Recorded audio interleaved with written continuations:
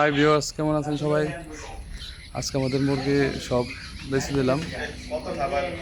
একটু পরে আমরা এই ফার্মের যে অপরিষ্কার ময়লা আছে ওগুলি আমরা পরিষ্কার করব। পরিষ্কারের পরে আবার নতুন মুরগি আমরা উঠাবো, বাচ্চা মুরগি।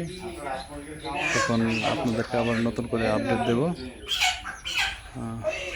দেখেন আমাদের খামারে যদিও 1 মাস আমরা মুরগি পালছি, কিন্তু ওরকম ময়লা হয় নাই।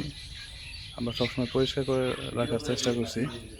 দেখেন আমাদের খামারের এই মুরগি বেঁচে দেওয়ার কারণে আজকে অনেক লোকজন জড়ো হয়েছে একসাথে। সবই পরিচিত লোকজন, সবাইকে হেল্প করছে এবং সবার জন্য 2টা করে মুরগি দিয়ে দিলাম। আপনারা যদি চান আমাদের সাথে কাজ করবেন, সবাইকে 2টা করে মুরগি দিয়ে দেওয়া হবে।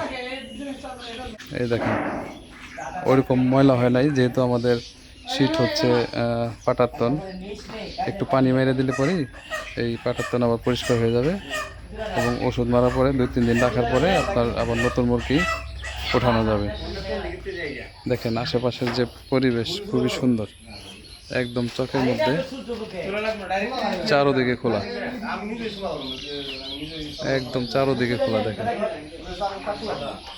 হ্যাঁ এই দেখেন পরিবেশ, আমাদের খামারের আশেপাশের পরিবেশ খুবই সুন্দর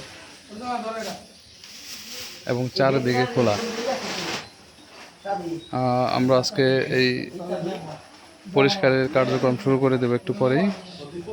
পরিষ্কার করা হলে পরে আমরা কীটনাশক দিয়ে আবার 4-5 দিনের মধ্যেই ছোট মুরগি আবার উঠিয়ে ফেলবো। সবাই আশীর্বাদ দোয়া করবেন যাতে আবার এই শিডিউলের মতো পরের শিডিউলটা ঠিক মতো উঠাতে পারি। হ্যাঁ, ধন্যবাদ সবাইকে। পরবর্তী ভিডিও পাওয়ার জন্য অপেক্ষা করেন এবং আমার ভালো লাগলে পরে আমার এই চ্যানেলটি সাবস্ক্রাইব করে দেবেন।